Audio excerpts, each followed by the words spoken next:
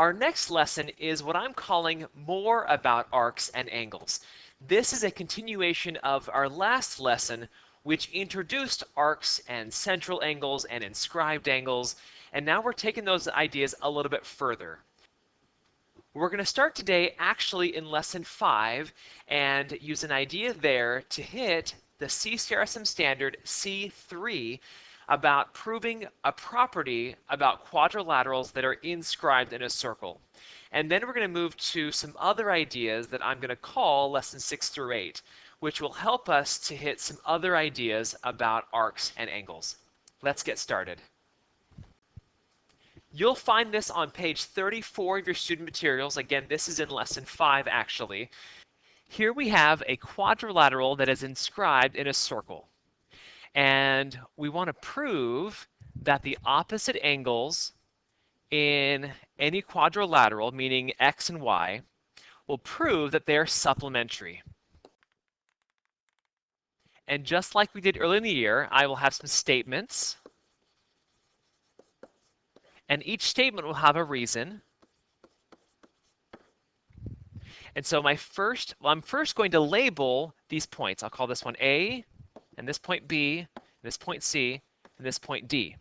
And I'll start off, my first statement will be that the measure of arc ABC plus the measure of arc CDA must equal 360 degrees, because ABC is here, and the CDA is here, and so together they make a full circle, which equals 360 degrees. My second statement is that I can take half of both sides using the multiplicative property of equality.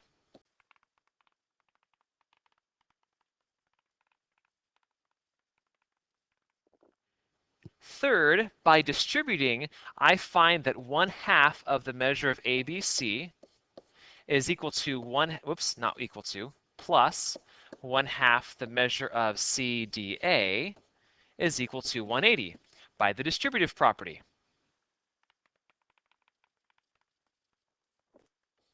Next, I will say that x, using the property we learned earlier today about the inscribed angle, is half of the intercepted arc, that the measure of x, let me show you right here, that x is here. It intercepts arc ABC. So x is equal to 1/2 of the measure of arc ABC. And y is equal to, y is right here, and y intercepts this arc right here. It intercepts CDA. So it's 1/2 of the measure of arc CDA.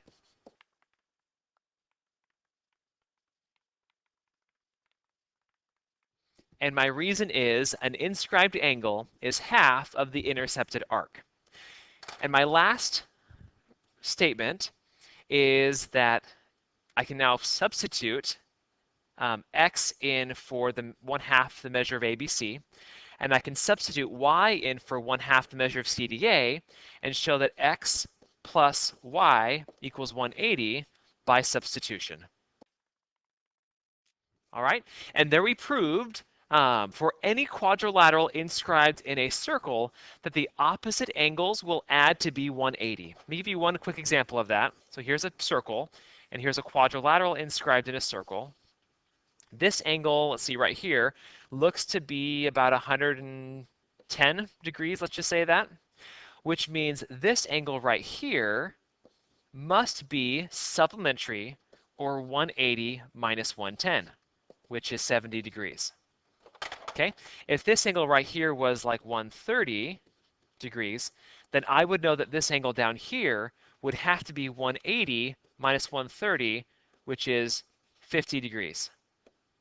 Okay, or that the opposite angles in a quadrilateral must be supplementary based on this proof here. Next, we're going to look at some other ideas about arcs and angles, and hopefully you have this paper that was given to you last class. If you don't have this piece of paper, there isn't a whole lot to it, but get out a piece of notebook paper or take a piece of white printer paper and hole punch it, but jot down your notes for these other ideas about arcs and angles. The first idea is I have a circle, and this is a diameter, and usually you can tell a diameter because the center point is labeled, so you know it goes through the center, and this must be a diameter. Now, what if I pick some point, it can be any point on the circle, and I draw an inscribed angle that intercepts the diameter? Okay, what'll happen is the intercepted arc we learned last class, this arc right here, this intercepted arc, is 180 degrees. It's half the circle, it's a semicircle. And we know that this is half of the intercepted arc, and so half of 180 equals 90 degrees. The reason why that's important is because you could take any inscribed angle that intercepts the diameter, and all of those will be 90 degrees. Okay, so anytime you have an inscribed angle that's inscribed in a semicircle, then that angle right here will be a right angle.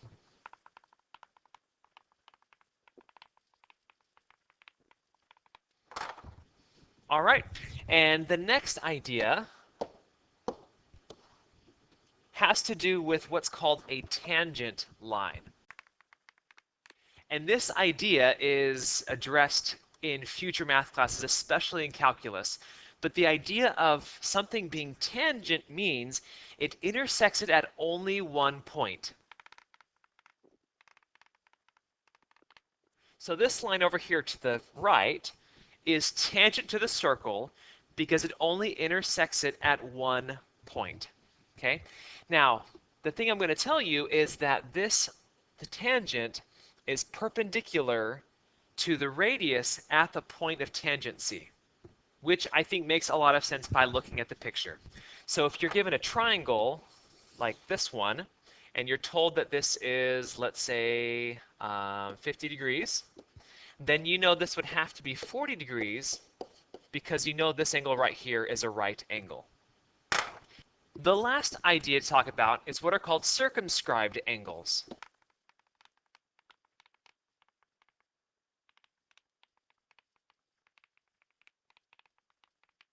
Angles that have two rays tangent to the circle. So this right here is a circumscribed angle. The line that's tangent to the circle is perpendicular to the radius at the point of tangency. So here is the center, and I'll draw in this radius, and this is perpendicular, and this is the point of tangency, and right here. Okay, if you were given this is, let's say 100 degrees, and you wanted to know what this angle is, then I will think about this as a big quadrilateral, which it is because it has four sides. Now, I don't know if we've talked about yet this year that the sum of the angles, of the interior angles of a quadrilateral is 360 degrees. Okay, if we've not hit that yet, we should hit it at least now so that you're aware of it. And I can show you why that's true, because if I cut this into two triangles, and this is true for any convex quadrilateral, if I break it into two triangles, each triangle has a sum of the interior angles of 180. And here I have two of those triangles, so 180 times 2 is 360. Anyway, so I'll use the fact that the sum of the interior angles of a quadrilateral is 360 degrees. Now, I can subtract 90 plus 90, which is 180. And I can also subtract this 100. And 360 minus 80 minus 100 is equal to 80 degrees, which is the measure of this circumscribed angle. On the back of that sheet, I put a few problems that will help us apply the ideas we've just learned. In number 1, line FE is tangent to the circle. And we just learned that when it's tangent to a circle, it's perpendicular to the radius at the point of tangency. But FG is not a radius, which is why this is not 90 degrees. Now I put this problem in here to help us discuss the fact that you can think about these kinds of angles just like inscribed angles. And we learned last class that the angle is half the arc. And here the angle is 76, which is 1/2 of the arc. Or if I doubled 76, then that would give me this arc right here, which is 152 degrees. Now, to find the question mark arc, I would then take 360 minus 152, because the whole circle is 360 degrees, and 360 minus 152 is 208 degrees, which is the measure of our angle in question. In number 2, I have a circumscribed angle, and that angle is 50 degrees. And I'll use the fact that at each point of tangency, it is perpendicular to the radius, and I'll use the fact that in this quadrilateral, the angles will add to 360. So I'll subtract 190 and 90, which is 180, and that gives me 180. And then I'll subtract 50 from angle U, and I'm given 130 degrees, which is the angle that I want to find, the central angle I want to find.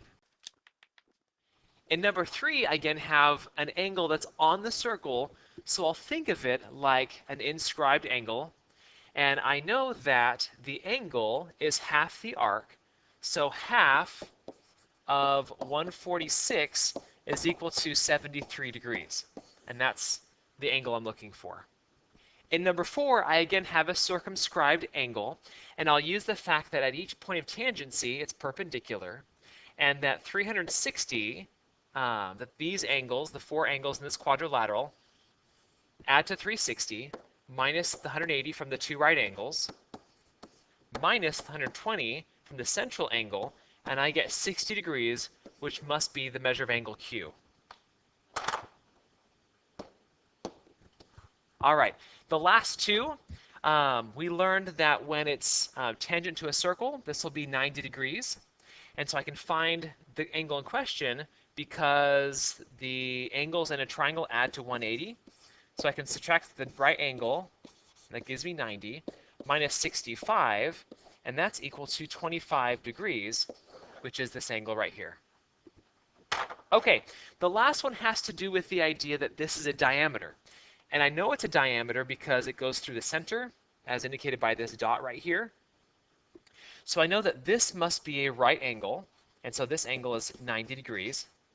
And this is also a right angle, and so the angles in this triangle right here add to 180, and I subtract the 90-degree right angle, and I get 90, and I subtract 70 from the angle at the top, this angle, and that gives me 20 degrees, which is the angle in question.